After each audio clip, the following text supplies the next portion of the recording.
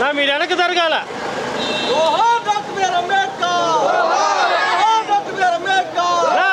కనబట్లా వెనక్కి జరగనా.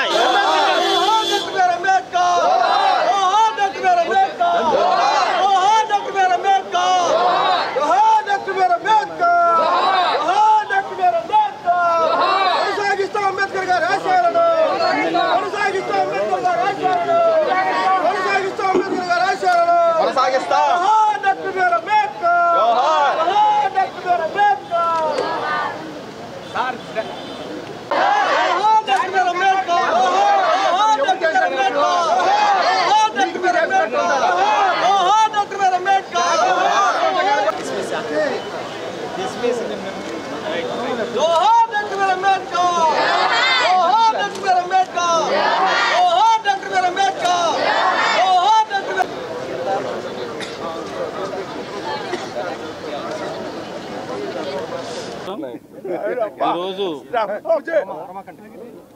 Doctor BR Ambedkar 69వ వర్ధంతి దేశవ్యాప్తంగా జరుపుకుంటుంది.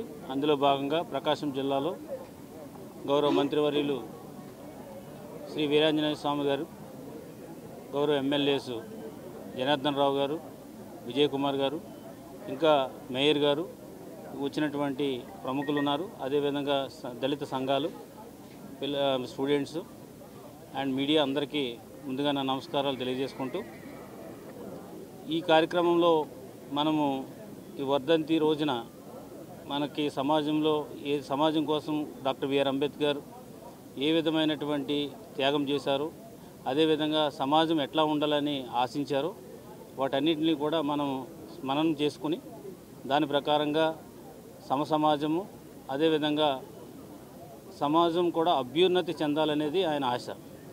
సో అందరం కలిసి ఉంటేనే ఈ భారతదేశంలో మనం అభివృద్ధి చెందుతామనే ఒక నినాదంతో అటు దళితులకైతేనేమి, అటు విమెన్కి అయితేనేమి, అన్ని రకాల వర్గాలకి ఆ రోజు ఉన్నటువంటి పీడిత వర్గాలు ఏవైతే ఉన్నాయో వాటి పట్ల ఆయన ప్రత్యేక శ్రద్ధ చూపించి, సో వారిని కూడా సమాజంలో ఈక్వల్గా అందరితో పాటు ఎదిగేలాగా ఒక కాన్స్టిట్యూషన్ రాసి దాన్ని ఒక దైవంలాగా మీరు భావించాలని చెప్పేసి ఆ కాన్స్టిట్యూషన్ ద్వారా, రాజ్యాంగం ద్వారా దేశ పరిపాలన నడవాలని, దాని ద్వారా అన్ని రకాల ప్రజలకి మేలు జరుగుతుందని ఒక ఆశించి ఆయన మనకి ఈ ఆశయాన్ని మనకు పెట్టారు. కాబట్టి దాని ప్రకారంగా ప్రజలందరూ కూడా ఈరోజు ఆయన వర్ధంతి సందర్భంగా అవన్నీ కూడా గుర్తు చేసుకుని మనం ప్రోగ్రెస్ అవుతూ ఆయన యొక్క ఆశయాలను ముందుకు తీసుకెళ్లాలని సందర్భంగా కోరుకుంటున్నాను. Thank you.